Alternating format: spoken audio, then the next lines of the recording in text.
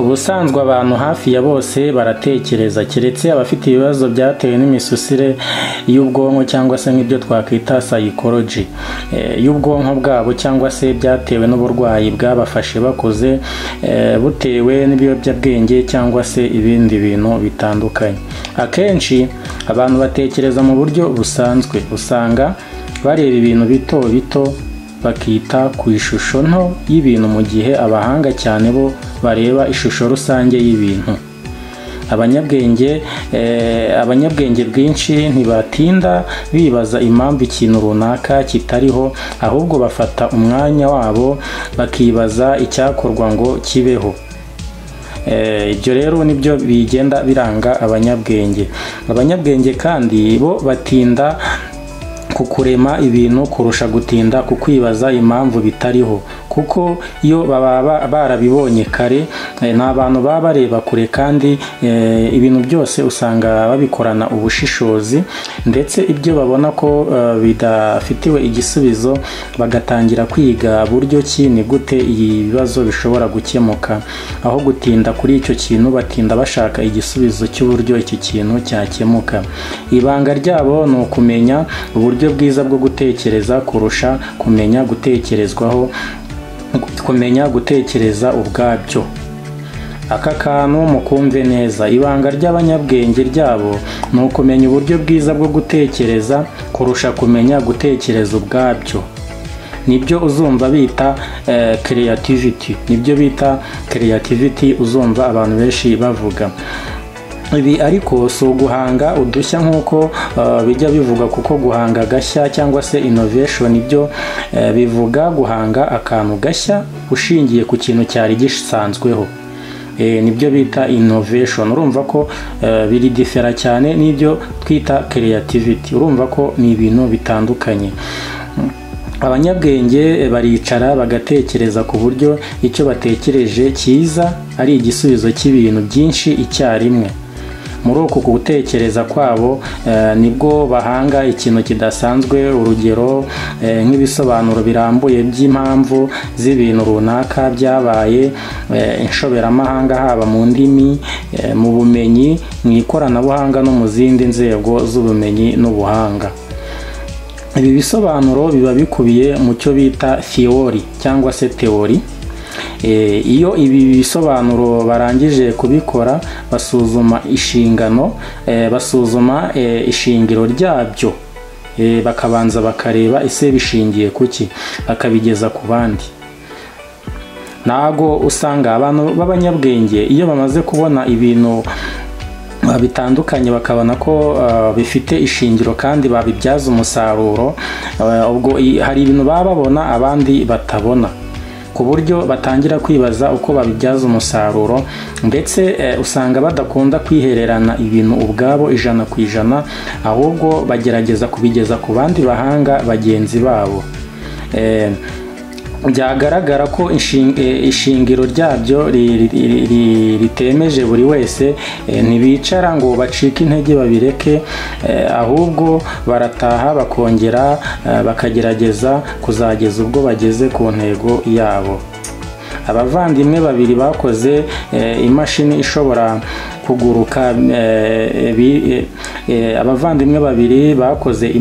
ishobora kuguruka, bitwa White Brothers, bayiteranyije igihe kirekire, ariko umunsi bagiye kuyigurutsa yarahanutse igwa hasi irasandara. Yaraguye irasandara, ibyo bashakaga kugeraho ntibabigeraho, ariko ntago bacitse intege, barakomeje barakora.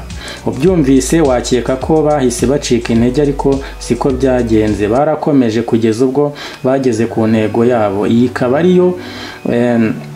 akaba ariyo sekuruza w'indege zose tubona ubu ngubu mu kirere. Abantu benshi bajya babona indege ziri mu kirere bakibaza se iriya mashini ifite moteri ibasha kugenda mu kirere nigwe nta kintu ifasheho, indege ishobora guhagarara mu kirere nta kintu ifasheho. Ibi rero byaturutse ku kuba abantu b'abahanga baragiye bakora ibintu biva mu byo twita kugerageza.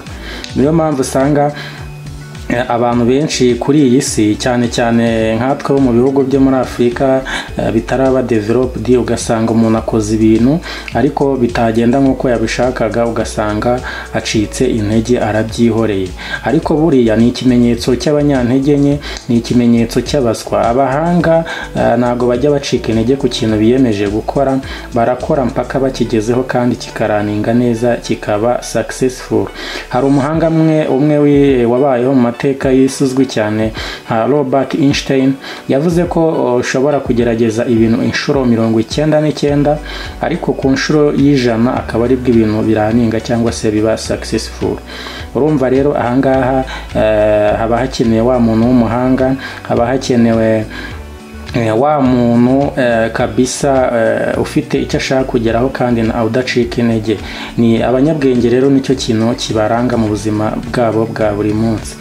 Abanyabwenge bose muzi harimo nka Newton, Mozart, Einstein narindi mvuga mu kanya, Aristotle n'abandi benshi bagiye batandukanye, bose icyo bari bahuriyeho ni ukudacika intege no kutareba utuntu duto ngo batubone nk'utuntu tutabyazwa umusaruro cyangwa se tudafite agaciro. bo bagiraga ubushobozi bwo kurenga ibigaragarira amaso y'umuntu usanzwe, ahubwo bakabona ibindi binini kandi bifite ubusobanuro bwimbitse kurushaho. Iyo niyo mpamvu ibisobanuro byabo biza bitanga igisubizo ku bintu byinshi kandi bifitanye isano. Ubuhanga bugezweho muri iki gihe bwitwa genetics, bwagezweho biturutse ku bumenyi bwateranyijwe n'umugabo witwa Gregory Mendel washoboye gusobanura isano hagati y'imibare n'ibinyabuzima. Ubwo rero agace yakomotsemo ubu ni muri Repubulika ya Czech. Mu magambo avunaguye, abanyabwenge cyangwa se nk'abo twakita genius cyangwa se geniuses ni abantu bazi uburyo bwiza bwo gukora ibintu, bwo gutekereza kurushaho kumenya icyo twakwita gutekerezaho. Ni ukuvuga ngo bo babita ku ijambo how, bakita ku ijambo what, akaba ari cyo kintu bibandaho, hanyuma then bakagerageza gushyira mu bikorwa ibyo batekerejeho. Ni ukuvuga ngo rero niba mu buzima busanzwe ukora ibintu ukumva ko ugomba kubigeraho kandi ukabigeraho, uri umunyabwenge kandi agenda ahanga udushya, ari byo twahoze tuvuga haruguru, creativity, akagira ibyo twita innovation mu bintu akora mu buzima bwa buri munsi. Kandi abanyabwenge, ikintu uzasanga mu by'ukuri kiranga abanyabwenge, ntabwo bagira amagambo menshi cyangwa se ngo usange bata umwanya wabo bavuga ibintu byinshi. Abanyabwenge bakunda gutuza kuko umwanya wabo munini bawuharira ku gutekereza ibintu bari bukore birushijeho ku byo bari basanzwe bakora. Nta na rimwe uzigera ubona umuntu w'umunyabwenge ari kuvugagura ibigambo byinshi biterekeranye n'ibimufitiye inyungu cyangwa se yabyazamo umusaruro. Nta na rimwe umunyabwenge uzumva ashyamirana nawe, ari gutongana nawe, agutaho umwanya. Ibyo byose ntabwo bishoboka. Nta na rimwe umunyabwenge azashyogozanya nawe kwa kundi abantu bashyamiranya ugasanga bari mu matiku adafututse. Wapi, umunyabwenge ahora atuje kandi areba kure. Umunyabwenge ntavuga amagambo menshi, umunyabwenge arumva agatinda kuvuga.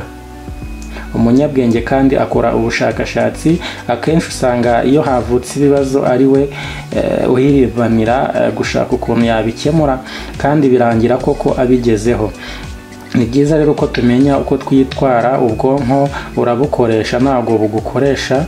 Ubwonko ugerageza gutekereza byimbitse kandi ibyo utekereza ugashyiramo isesengura ryimbitse cyangwa se nk'icyo twakita rigorous analysis, ukareba what needed, ni iki gikenewe, ukareba ikibura, hanyuma ukagerageza gushyira mu bikorwa kandi ugakora ikintu ugishyizemo ubudasa kugira ngo ibintu byawe bibe bifite umwimerere. umunyabwenge rero aharanira ishyaka ryo kuva ku ntera agera ku yindi, kandi umunyabwenge ibikorwa nibyo byigaragaza kuruta amagambo. Niba nawe wifuza kuba umunyabwenge, tangira none ibyo ukora ibyo ari byo byose, sinzi ibyo ari byo, ubikore neza kandi ugaragaze ubudasa mu byo ukora, kandi icyo wiyemeje kugeraho ukigereho. Ushobora kuvuga uti nyuma y'imyaka 3 nzaba mfite imodoka, nzaba nojeje inzu.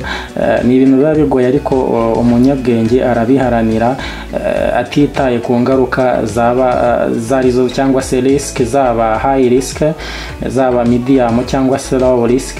Izo zose abashobora guhangana nazo, ariko icyo yifuje kugeraho ugasanga akigezeho nta kintu kimwitambitse.